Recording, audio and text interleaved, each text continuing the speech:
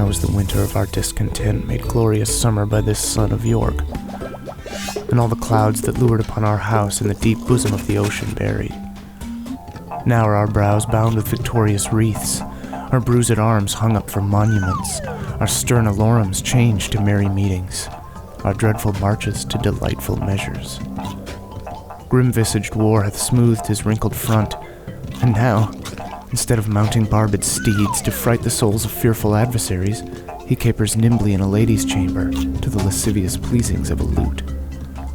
But I, that am not shaped for sportive tricks, nor made to court an amorous looking-glass, I that am rudely stamped and want love's majesty to strut before a wanton ambling nymph, I that am curtailed of this fair proportion, cheated of feature by dissembling nature, deformed, unfinished, sent before my time into this breathing world, scarce half made up, and that so lamely and unfashionable that dogs bark at me as I halt by them. Why, I, into this weak, piping time of peace,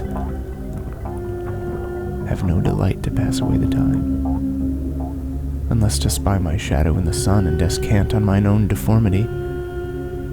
And therefore, since I cannot prove a lover, to entertain these fair, well-spoken days, I am determined to prove a villain, and hate the idle pleasures of these days. Plots have I laid, inductions dangerous, by drunken prophecies, libels, and dreams, to set my brother Clarence and the king in deadly hate the one against the other.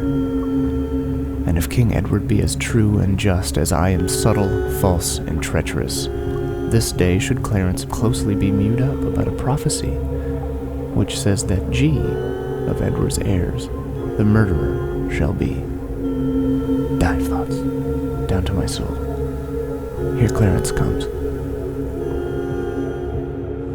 My liege, I did deny no prisoners, but I remember when the fight was done, when I was dry with rage and extreme toil, breathless and faint, leaning upon my sword, came there a certain lord, neat and trimly dressed, fresh as a bridegroom, and his chin, new reaped, showed like a stubble land at harvest home. He was perfumed like a milliner, and twixt his finger and thumb he held a pouncet box, which, ever and anon, he gave his nose and tooked away again, who, therewith angry when it next came there, took it in snuff. And still he smiled and talked. And as the soldiers bore dead bodies by, he called them untaught knaves, unmannerly to bring a slovenly unhandsome course twixt the wind and his nobility.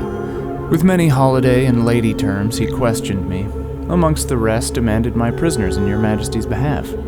I then, all smarting with my wounds being cold, to be so pestered with a popinjay out of my grief and impatience, answered neglectingly I know not what he should or should not, for he made me mad. To see him shine so brisk and smell so sweet and talk so like a waiting gentlewoman of guns and drums and wounds, God save the mark!